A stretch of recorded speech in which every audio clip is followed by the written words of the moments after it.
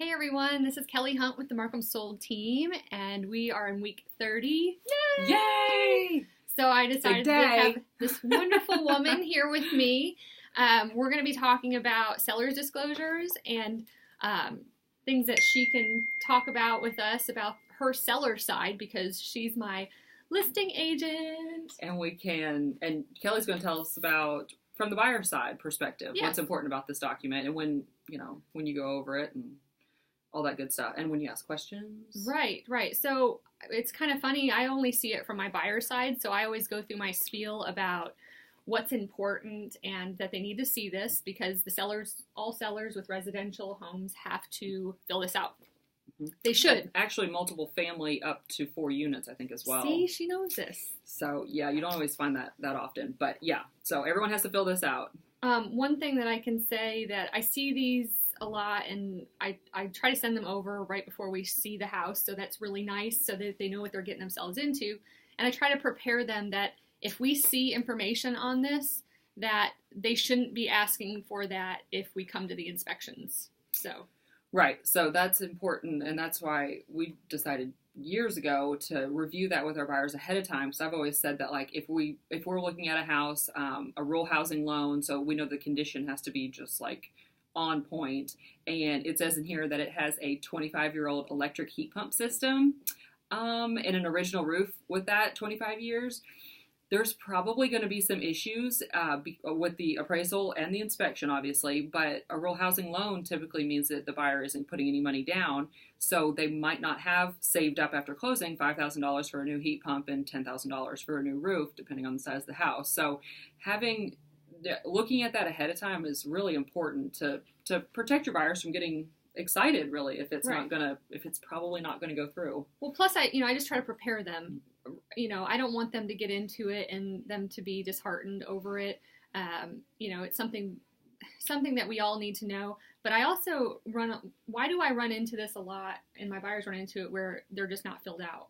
Yes, well, that is my opinion, a listing agent's either laziness or uneducated. This form, I'm with my sellers. They fill it out, but I go through this in great detail with them. For one, it helps me mentally remember things about the property, but also if there's a chance that there's something that is wrong with the house that we can see blatantly wrong, we're going to put it in here because we're disclosing it up front, so that before her buyer even comes see it, before the schedule is showing, they've approved this document. So our showings are going to be qualified, knowledgeable, one step ahead of the game, and the seller is required to fill it out. They can choose to not fill it out. As a listing agent, I would question taking on that listing, to be honest. Because sometimes as an agent, you have to do what your seller wants. Right. So, but they do have to fill out and at least sign. They have to sign something. Yes, they do. And even I see this a lot too, which just cracks me up. But you'll see like a flipped house, and in the agent only remarks, it'll say new roof, new HVAC, blah, blah, blah. And the disclosure will say... Well, how do they know that if... Right. Well, that's making the agent liable. I'm like, you were literally setting yourself up for a lot, like, to go to jail. My husband always jokes that he's like, have you ever met a realtor in jail? I'm like, not yet. But it's going to be because they are liable for that information, and the seller refused to fill it out. But the seller did the work. As a seller, if you paid someone to do something to your property during your history of the property, not just the date you bought it from your knowledge and history of the property, it has to be in that document. It is so incredibly important. I cannot tell you how many times a month after a closing, a buyer calls back and they're like, oh, our HVAC went out, and we called Jones Heating and Air to come because we're in Berea, and they said, oh, we've been out every spring for the past 3 years to put Freon in it. Well, in there it just said added Freon once. That's not every 3 years. And leaving off that detail could result in something legal. It's just, I tell sellers all the time, that is literally the most important document in a real estate transaction. Right. And I think people need to take their time on it. It's also a working document. I tell all my sellers this too, that if anything changes at all during our listing and while we're pending, I need to know about it. We need to update this document. For sure.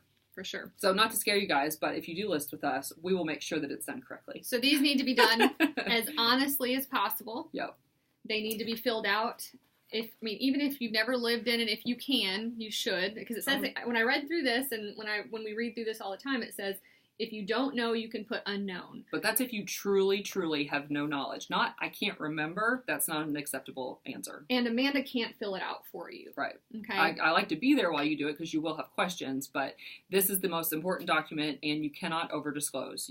That comes straight from one of the attorneys that teaches all of our classes. You cannot disclose too much. If you know, you disclose. Yes, for sure. If you even have an inkling of an idea, put it in there. And for my buyers and for your sellers, it's good to disclose because honest up front. Because we're not supposed to ask for those repairs because they're right. Right. Yes. So if after the buyer has their home inspection, like I just had this the other day, I go around, I look at everything really closely. Holes in vinyl, we had a stopper missing in a tub. Well, I put that in there. Well, the buyer's agent sent over requested repairs, and that was in there. I was like, no, you can't ask for that. We put that in there. So anything that you disclose up front, if a ceiling fan doesn't work, a light fixture, a toilet that's loose, or a sink that drains slowly, a burner on a stove, an ice maker, have a lot of ice makers don't work, just put it in there. Then you don't have to fix it after the home inspection. All right. Well, this is a lot of good information. Yeah. So thank you so much for being on Kelly's 2 Cents Tuesday. Happy 30th. Wow. Proud of this girl. I'm 30 again. All right, guys. We'll take that. If you have any questions, you can reach me at kelly@markhamsold.com, or if you have a house you want to sell, you can call Kelly first, and she'll get you with me. Okay. All right. We'll see. There you go. That's how come we work so well together. Until next time. Bye. See ya.